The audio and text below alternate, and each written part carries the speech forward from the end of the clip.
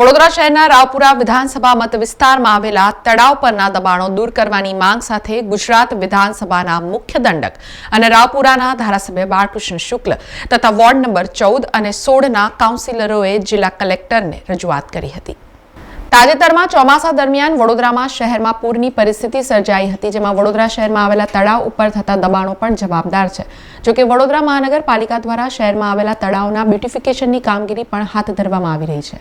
ત્યારે આજરોજ વડોદરાની નવી જિલ્લા કલેક્ટર કચેરી ખાતે ગુજરાત વિધાનસભાના મુખ્ય દંડક અને રાવપુરાના ધારાસભ્ય બાળકૃષ્ણ શુક્લ તથા વોર્ડ નંબર 14ના કાઉન્સિલર જેલમ ચોકસી, નંદા જોશી, પૂર્વ કાઉન્સિલર વિજય પવાર અને વોર્ડ નંબર 16ના કાઉન્સિલર સ્નેહલ પટેલ સહિતના હોદ્દેદારોએ જિલ્લા કલેક્ટર બીજલ શાહને મળીને રાવપુરા વિધાનસભા મત વિસ્તારમાં આવેલા તળાવ, પદમ તળાવ, રામનાથ તળાવ, અજબ તળાવ, રાજારાણી તળાવ, વાસ તળાવ સહિતના અન્ય તળાવો પર થયેલા દબાણો દૂર કરવાની રજૂઆત કરી હતી। આ સાથે જ કેટલીક જગ્યાએ રાજ્ય સરકારની જમીનો ઉપર પણ દબાણ થયેલા છે, જે અંગે પણ રજૂઆત કરવામાં આવી હતી।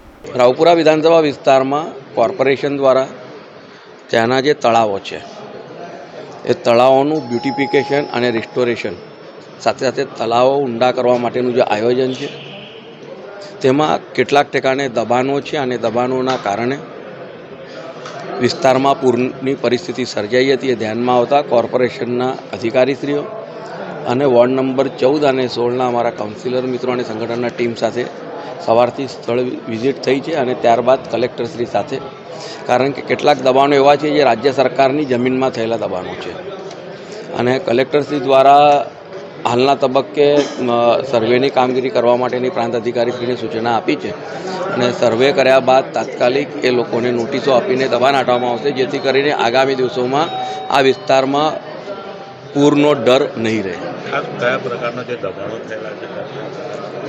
એટલે દબાણોના અલગ અલગ પ્રકારો છે। કેટલાક ઠેકાણે રહેણાંકના છે, કેટલાક ઠેકાણે ઇન્ડસ્ટ્રીયલ છે અને કેટલાક ઠેકાણે આમ જ આપણે એવું કહીએ કે દિવાલ બનાવીને મૂકી દીધેલી છે, આ પ્રકારના દબાણો છે। ત્યારે સર્વે કર્યા બાદ તળાવની પાસે થયેલ દબાણો દૂર કરવામાં આવશે તેવું કલેક્ટર બીજલ શાહે જણાવ્યું હતું।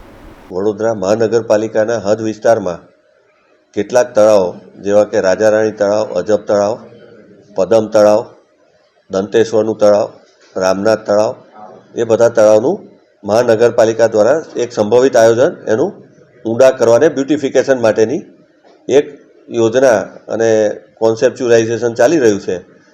પરંતુ પ્રાથમિક સર્વેમાં એવું પણ ધ્યાન પર આવેલું છે કે આ તળાવોની હદમાં અને તેના એપ્રોચીસ ઉપર અને એની આજુબાજુમાં આવેલા કેટલાક સરકારી જમીનોમાં વિવિધ પ્રકારના રહેણાંકથી માંડીને ગોડાઉન ને એવા દબાણો ધ્યાન પર આવેલા છે।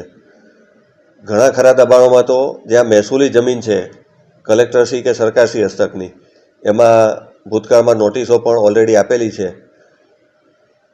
આ ઉપરાંત જ્યાં માપણી કરવાની કે સ્થળ તપાસ કરીને વધારાના જે પણ દબાણો કે જે અગાઉ નોટિસો આપવાની બાકી છે કે આઈડેન્ટિફાઈ કરવાના બાકી છે એ પણ આઈડેન્ટિફાઈ કરી અને એને પણ જે કાયદાની જે પ્રક્રિયા નોટિસ વગેરેની હોય તે કરીને એને હટાવવાનું આયોજન હાથ ધરવામાં આવશે।